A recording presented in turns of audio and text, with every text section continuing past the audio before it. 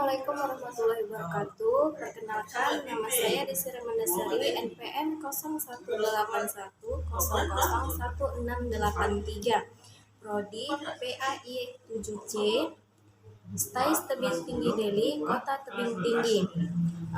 Dan perkenalkan nama teman saya yaitu Nurjana.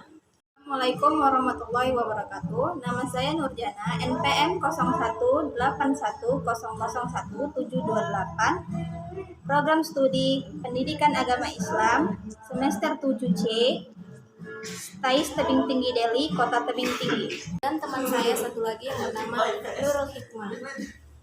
Assalamualaikum warahmatullahi wabarakatuh. Perkenalkan, nama saya Nur Hikmah, NPM 0181001731, Program Studi Pendidikan Agama Islam Semester 7C, STAIS Tebing Tinggi Deli, Kota Tebing Tinggi. Langsung saja saya akan menjelaskan yaitu pengertian media pembelajaran.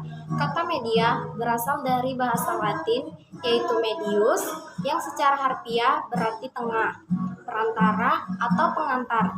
Jadi, media pembelajaran adalah segala sesuatu yang dapat digunakan untuk menyampaikan suatu pesan atau informasi dalam proses belajar mengajar, sehingga dapat merangsang perhatian dan minat siswa untuk belajar. Baiklah, saya akan menjelaskan tentang fungsi media pembelajaran. Menurut Levy dan Lenz, pada tahun 1982 mengemukakan ada 4 fungsi media pembelajaran, khususnya media visual, yaitu A. Fungsi atensi, B. Fungsi afektif, C. Fungsi kognitif, dan D. Fungsi kompensatoris. Fungsi atensi media visual merupakan inti, yaitu menarik dan mengarahkan perhatian siswa untuk berkonsentrasi kepada isi pelajaran yang berkaitan dengan makna visual yang ditampilkan atau menyertai teks materi pelajaran.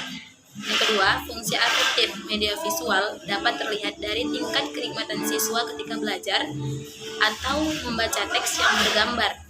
Yang ketiga, fungsi kognitif media visual terlihat dari temuan-temuan penelitian yang mengungkapkan bahwa lambang visual atau gambar memperlancar pencapaian tujuan untuk memahami dan mengingat informasi dan pesan yang terkandung dalam gambar.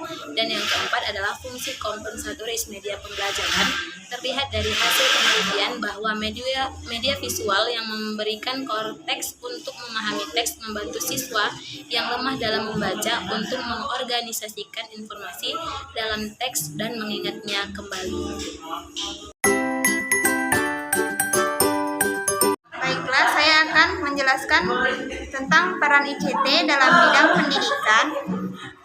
Begitu besar peran ICT dalam pendidikan sehingga secara khusus pemerintah dalam Pustekskomdiknas membagi peran ICT sekolah modern menjadi 7 peran, yaitu 1. ICT sebagai gudang ilmu pengetahuan.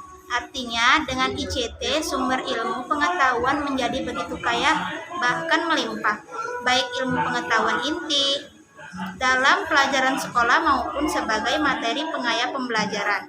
2. ICT sebagai alat bantu. Alat bantu pembelajaran. Artinya bahwa pembelajaran saat ini lebih mudah dengan bantuan ICT untuk menghadirkan dunia di kelas dan dapat disajikan kepada seluruh siswa. 3. ICT sebagai fasilitas pendidikan. Dalam hal ini, ICT sebagai saran yang melengkapi fungsi sekolah sebagai lembaga pendidikan, terutama fasilitas yang bernuansa elektronik seperti laboratorium, peralatan di laboratorium, bahasa, raung multimedia, studio rekaman suara, studio musik, studio produksi video dan editing. 4. ICT sebagai standar kompetensi. Artinya, ICT sebagai mata pelajaran yang kita kenal, mata pelajaran TIK. Mata pelajaran ini berisi standar kompetensi. 5. ICT sebagai penunjang administrasi pendidikan. Misalnya, pemanfaatan software aplikasi untuk membantu administrasi sekolah seperti pembuatan jadwal pelajaran, pembuatan data absen siswa, pembuatan laporan sekolah, dan rapot siswa. 6. ICT sebagai alat bantu manajemen sekolah. Manajemen terkait dengan perencanaan, pengelolaan, pengawasan, dan evaluasi penyelenggaraan pendidikan di tingkat sekolah. 7. ICT sebagai infrastruktur pendidikan.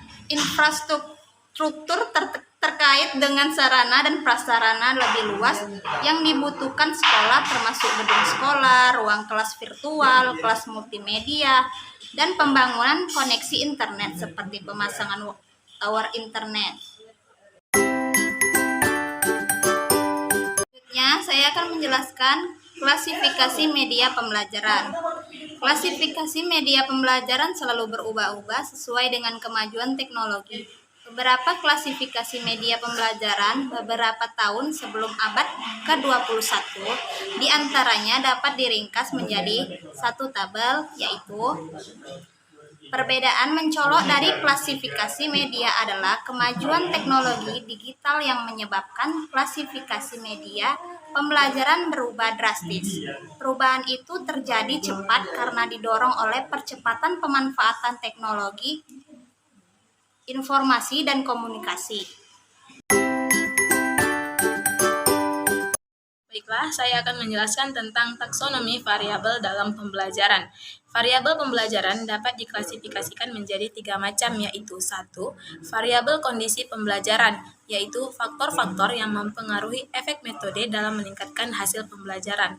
Ray, Gelut, dan Merrill mengelompokkan variabel kondisi pembelajaran menjadi 3, yaitu 1. Kondisi pembelajaran, 2. Metode pembelajaran, dan 3. Hasil pembelajaran. Yang kedua, variabel metode pelajaran, yaitu cara-cara yang berbeda untuk mencapai hasil pembelajaran yang berbeda di bawah kondisi yang berbeda.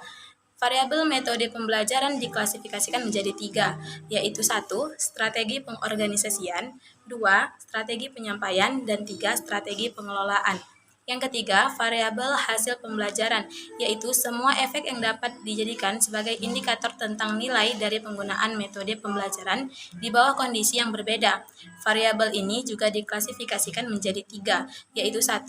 Keefektifan, 2. Efisien, dan 3. Daya tarik. Baiklah, alhamdulillah. Demikianlah hasil presentasi kami dari kelompok 1. Lebih dan kurang kami mohon maaf. Wabillahi taufik wal hidayah. Wassalamualaikum warahmatullahi wabarakatuh. Salsa desde Córdoba.